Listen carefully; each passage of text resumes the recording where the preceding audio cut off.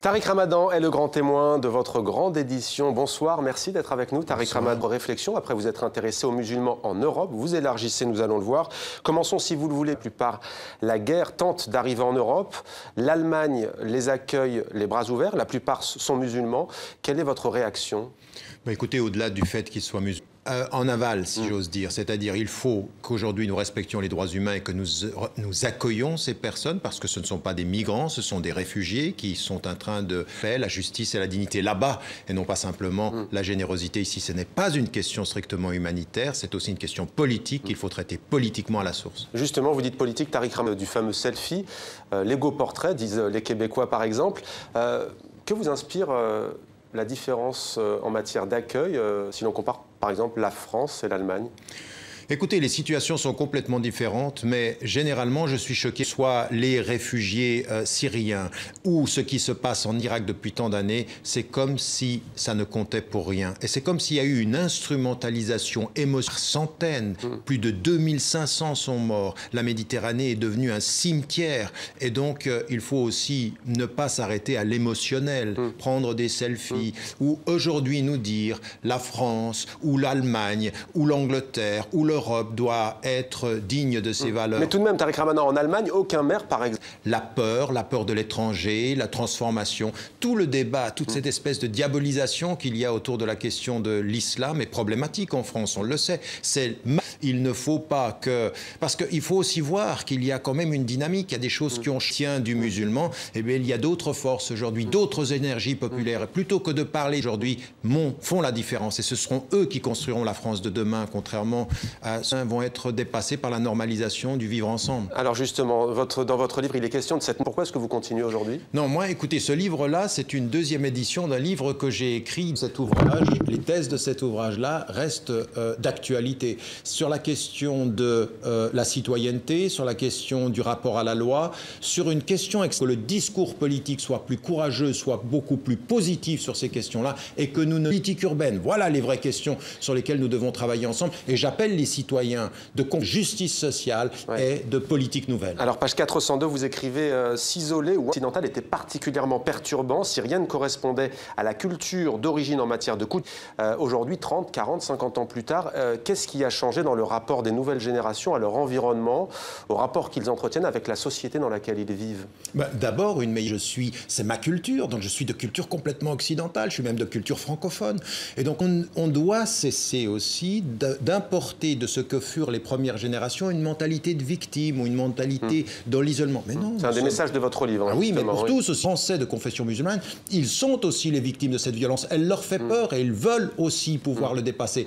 Mais avec une chose que nous devons mettre, sur laquelle nous devons nous mettre d'accord, il faut travailler sur les causes de la violence et non pas simplement condamner les conséquences. Il y a tout de même dans l'opinion publique une confusion qui parfois peut être compréhensible, à tort ou à raison, quand on voit les attentats qu'il y a eu à Paris, quand on voit les messages. Certains auteurs d'attaques qui se revendiquent ouvertement de l'islam, qui citent par exemple le prophète en disant qu'ils agissent pour le venger, tout cela rend quand même cette réforme que vous appelez de vos voeux compliquée.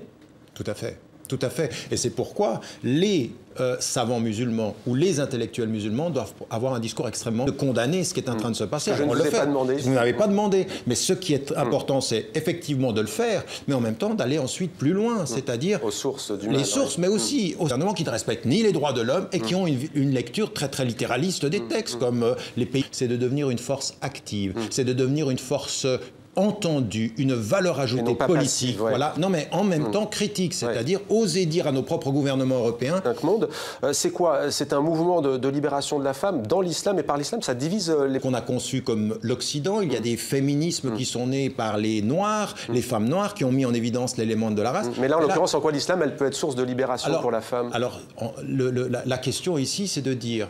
Sur la base de la référence des textes, est-ce que oui ou non, ce qui se passe aujourd'hui sur le terrain est fidèle au texte? Eh bien, ma thèse avec et ce mouvement s'est mis et déjà en route. En contradiction, des femmes en Arabie Saoudite ont pu vendre des dessous parce que seuls les hommes pouvaient en vendre, en fait, je crois savoir. Et du coup, elles ont dit, vous dites qu'on ne peut pas. C'était illogique, en fait, que des hommes vendent des sous-vêtements. Ça, c'est une... On est d'accord, mais là... Pour que les téléspectateurs comprennent bien. Mais moi, c'est un tout petit peu plus loin que cela, parce que ça, c'est vrai que c'est un exemple concret. Mais moi, ce qui m'intéresse, c'est en quoi, justement, une lecture, une relecture des sources peut mettre en évidence le fait qu'aujourd'hui, au au nom de l'islam, on met en place des politiques qui sont discriminatoires pour les femmes. Au nom de la confusion avec le culturel, c'est-à-dire le patriarcat, au nom d'une lecture masculine des textes, eh bien aujourd'hui, on en arrive à normaliser des discriminations. Il faut ensemble, hommes et femmes, au nom des textes, à la lumière aussi des droits universels, eh bien mettre en évidence un mouvement qui va aller jusqu'à où non pas se disputer sur la tenue vestimentaire,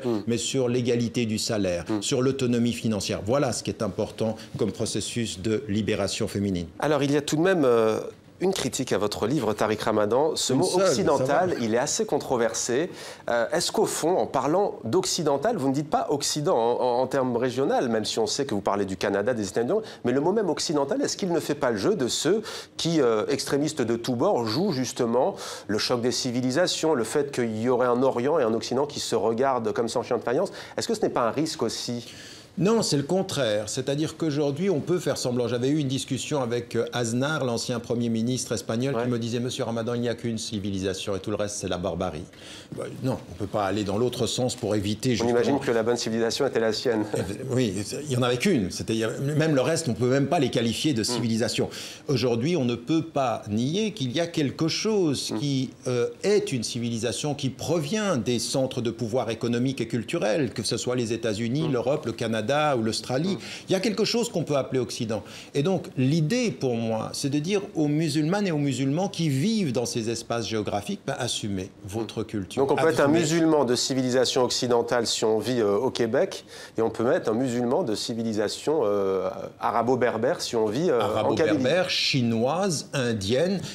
L'universalité de l'islam, c'est l'universalité des principes avec la diversité des cultures et des appartenances. Moi, ce que je suis en train de dire, c'est que quand je vais dans le monde arabe, quand je vais dans les sociétés majoritairement musulmanes, et quand on me parle, quand je dis nous, l'Occident. Quand je parle à mes concitoyens européens, je dis nous, c'est ce que j'ai appelé la création d'un nouveau nous, un nous inclusif, où je me situe complètement comme Européen. Et quand je parle aujourd'hui des réfugiés en disant nous devons les accueillir, nous avons une responsabilité, c'est un nous européen, n'en déplaise à la difficulté d'audition qu'auront certains du Front National. Je comparais tout à l'heure avec vous la France et l'Allemagne. Prenons le Canada. Est-ce qu'il y a, selon vous, Tariq Ramadan, une différence d'approche qui s'expliquerait par exemple par le passé colonial de la France et la décolonisation? On a parfois le sentiment qu'en France, tout ça revient sans cesse comme un leitmotiv et que derrière les questions qui touchent à l'islam, c'est au fond des cicatrices qui ne sont pas encore refermées 50, 60 ans après. Oui, vous avez parfaitement raison. Souvent, dans la discussion que l'on a aujourd'hui sur l'islam, ça glisse un tout petit peu sur les Arabes ou sur les Africains ou sur la France-Afrique, le passé colonial, les blessures coloniales, notamment avec l'une des présences les plus importantes en France, c'est-à-dire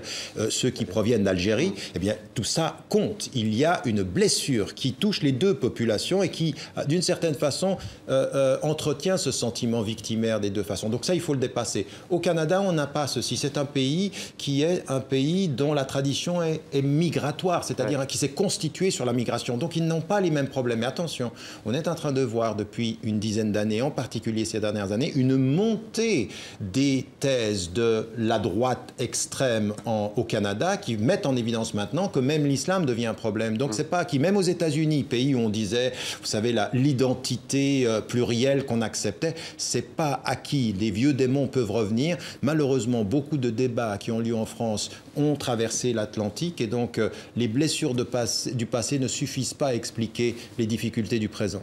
Tariq Ramadan, auteur d'Être occidental et musulman, aujourd'hui édition Presse du Châtelet. Merci.